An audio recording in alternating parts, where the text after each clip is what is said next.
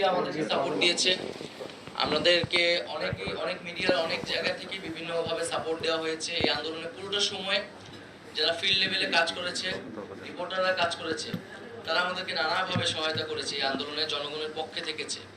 হয়তো হাউজের কারণে, হাউজের পলিসির কারণে, মালিকের কারণে অনেক কিছু তারা সেই সময় করতে পারেনি। আমরা চাই না যে এই জিনিসগুলো বাংলাদেশে কখনো পুনরায় ফিরে আসুক। গণমাধ্যম যাতে তার যে স্বাধীনতা, সেই স্বাধীনতা নিয়ে কাজ করতে পারে এবং জনগণের পক্ষে সবসময় কথা বলতে পারে। আমরা সাংবাদিকদের বেতন কাঠামোর বিষয়টি নিয়ে কথা বলতে চাই। এটি নিয়ে অনেক অসন্তোষ রয়েছে এবং আমরা যদি মেধাবীদেরকে উৎসাহিত করতে না পারি সাংবাদিকতায়, তাহলে কিন্তু সাংবাদিকতা এগোবে না। তো সেই জায়গায় যারা রিপোর্টার, যারা জুনিয়র লেভেলে কাজ করতেছে, তাদের বেতন কাঠামো কিন্তু খুবই কম। অনেক জায়গায় কোনো বেতন কাঠামো মানা হয় না। তো এই বিষয়ে সুস্পষ্ট নীতিমালা প্রয়োজন। এবং আমাদের যে প্রতিষ্ঠানগুলোর কথা আপনারা বললেন, এই প্রতিষ্ঠানগুলা দ্রুততার সাথে গতিশীল করা দরকার, আধুনিকীকরণ করা দরকার। এগুলো খুবই স্থবির অবস্থায় আছে। বিটিভিকে দেখলে মনে হয় এটা 90 দশকে, 80 দশকের বিটিভি, এবং ওই জেনারেশনই বিটিভি দেখে, আর কেউ দেখে কিনা আমরা জানি না। একটা তো হচ্ছে তার একটা দলীয়করণ, রাজনীতিকরণ আছে, আরেকটা হচ্ছে তার কন্টেন্টগুলোও হচ্ছে মনে হয় যে এই প্রজন্মের জন্য নয়। তো সেই জায়গা থেকে আমি মনে করি সকল প্রতিষ্ঠানগুলোকে আধুনিকায়ন করা উচিত। মানে জাস্ট সরকারি একটা প্রতিষ্ঠান এবং সেখানে কিছু সরকারের পক্ষ থেকে সরকারের অ্যাসাইন করে কিছু লোক বসবে, কিছু পদ দখল করে বসে থাকবে, এরকমটা যাতে না হয়। সত্যিকার অর্থে যাতে এই প্রতিষ্ঠানগুলা কাজ করে, এই জন্য আধুনিকায়ন এবং গতিশীল করা উচিত। আমাদের যে সেন্সর বোর্ড, জুরি বোর্ড এবং এই ধরনের যে কমিটিগুলো রয়েছে, এই কমিটিগুলো দ্রুত সময়ের মধ্যে পুনর্গঠন করা উচিত। এবং সার্বিকভাবে আমি বলবো যে আমাদের যে ফিল্ম, আমাদের চলচ্চিত্র নিয়ে আমাদের অনেক বেশি কাজ করতে হবে। আমাদের তরুণ প্রজন্মের কিন্তু অনেক আকাঙ্ক্ষা চলচ্চিত্রের জায়গা থেকে, এবং সেই আকাঙ্ক্ষা কিন্তু বাংলাদেশে পূরণ হচ্ছে না। কিন্তু অনেক আগ্রহী ছেলেপেলে আছে যারা কাজ করতে চায়। তো সেই আকাঙ্ক্ষা অনুযায়ী আমাদের হচ্ছে চলচ্চিত্র নিয়ে কাজ করতে হবে। আমরা ইতিমধ্যে জানি যে আমাদের অনেকগুলো চলচ্চিত্র সেন্সরড অবস্থায় আছে। তো সেই চলচ্চিত্রগুলো পুনর্বিবেচনা করা উচিত, এবং যদি কোনো নীতিমালা ভঙ্গ না হয়, এবং তাহলে সেই চলচ্চিত্রগুলোকে দ্রুত সময়ের মধ্যে প্রকাশ করার সুযোগ দেওয়া উচিত।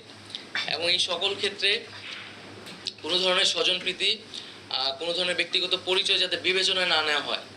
একেবারেই নীতিমালা এবং যৌক্তিকতার ভিত্তিতে যাতে সকল বিবেচনা করা হয়। এবং সার্বিকভাবে আমি হয়তো আপনাদের সাথে আরও বসে আপনাদের কথাগুলো শুনবো, এবং আমাদের যে ভিশনগুলো আছে সেটি আপনাদের সাথে শেয়ার করব। আমরা একটি মেধাভিত্তিক বৈষম্যহীন বাংলাদেশ চেয়েছি এবং একটি দুর্নীতিমুক্ত বাংলাদেশ চেয়েছি। তো সেই আকাঙ্ক্ষায় আমরা বাংলাদেশকে পুনর্গঠন করতে চাচ্ছি সার্বিকভাবে সকল সেক্টরে, এবং আপনাদের কাছেও সেই আহ্বানটি থাকবে যে সরকার যে লক্ষ্য নিয়ে কাজ করছে, আমরা সকলে একসাথে ঐক্যবদ্ধভাবে বাংলাদেশের মানুষের পক্ষে এই বাংলাদেশটি গড়ে তুলব। এটি আমাদের কাছে একটি সুযোগ এসেছে, সেই সুযোগটি আমরা কাজে লাগাবো। এবং আমাদের যে গণমাধ্যম, আমাদের যে তথ্য এবং সম্প্রচার, সেই বিষয়গুলো নিয়ে আমরা যাতে আমাদের কোনো ধরনের সমালোচনার সুযোগ না আসে, সেই বিষয়ে আমরা সচেতন থাকব। আমরা জানি বিগত সময়গুলোতে গণমাধ্যম বিভিন্ন সূচকে কিন্তু বাংলাদেশের অবস্থান খুবই খারাপ ছিল। দক্ষিণ এশিয়াতে আফগানিস্তানের পরে কিন্তু বাংলাদেশ ছিল, এত নিচের দিকে ছিল। এই বিষয়গুলো কিন্তু আমাদের খুব গুরুত্বের সাথে বিবেচনা করা উচিত, কারণ গণমাধ্যমের স্বাধীনতা কিন্তু গণতন্ত্রের অন্যতম একটি পিলার বলা যায়। তো আমরা যদি গণতন্ত্র চাই, আমাদেরকে গণমাধ্যমের স্বাধীনতা, মানুষের বাক স্বাধীনতা নিশ্চিত করতে হবে।